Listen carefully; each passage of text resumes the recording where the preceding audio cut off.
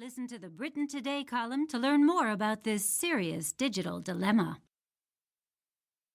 We seem to spend more and more of our lives online, professionally and socially. I've even heard that the British do more business online than anyone else. Almost 10% of the UK's GDP comes from deals done via the computer. Presumably that's not just buying and selling things on eBay. It just shows how important it is to be connected to the internet.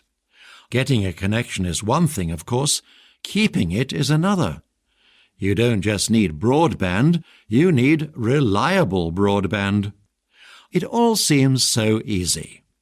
Companies are constantly putting leaflets in our letterboxes offering high-speed internet, with phone and TV included. Just sign up and watch the megabits come rolling down your phone line. They arrive so fast these days that you can almost reply to your emails before you've received them. That depends on where you live, of course. We generally think that all British towns and cities enjoy this level of electronic luxury, and that it's in the countryside where people have problems. We imagine that city folk spend all day surfing the internet and playing online poker, while those in the country are still trying to log on to their email. That's not altogether true, though. Even those who live in a town can experience slow speeds if they are at the end of the line, a long way from the telephone exchange. It's a real problem when you're not the only person using the internet. If, say, your wife is bidding on eBay, when you start to read your email, it can all get very frustrating. Are you on the internet? Oops, sorry. Of course, if the phone line's the problem, it doesn't help to change companies. A connection from BT will, no doubt, be just as slow as a connection from O2. If you're at the end of the line, it's like living on Pluto. There are alternatives. Virgin Media has been putting cables in our streets. The Virgin group of companies was started up by Sir Richard Branson, one of Britain's best-known businessmen. He's so successful that you can't really shorten his name to Rich. You'd have to call him very rich or absurdly rich.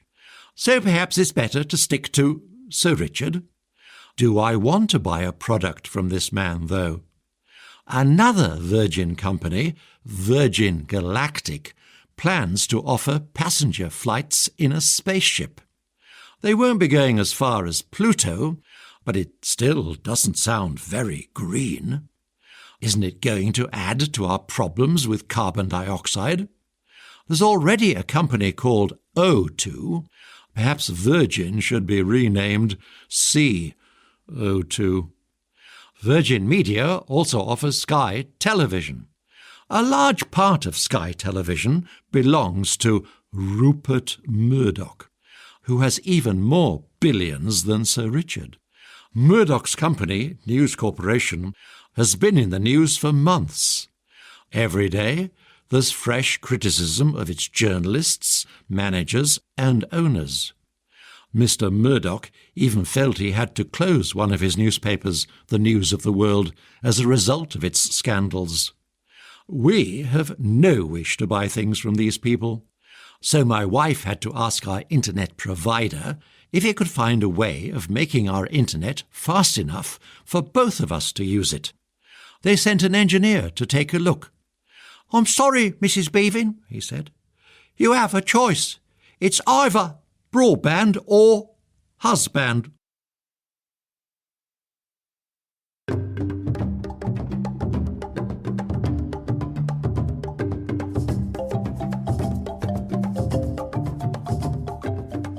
Let's go on a safari to South Africa now, but with a twist. Spotlight's deputy editor, Claudine Weberhoff, recently took a course to learn to be a safari guide.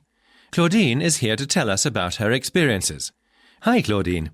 Thanks for coming. Hi, Anne. Hi, David. So tell us how you learned to be a safari guide. Well, the course I took was an introduction. Um dieses Hörbuch kostenlos weiterzuhören, klicke auf den Link in der Beschreibung und du kannst es dank des 30-tägigen Audible-Probeabos vollständig anhören.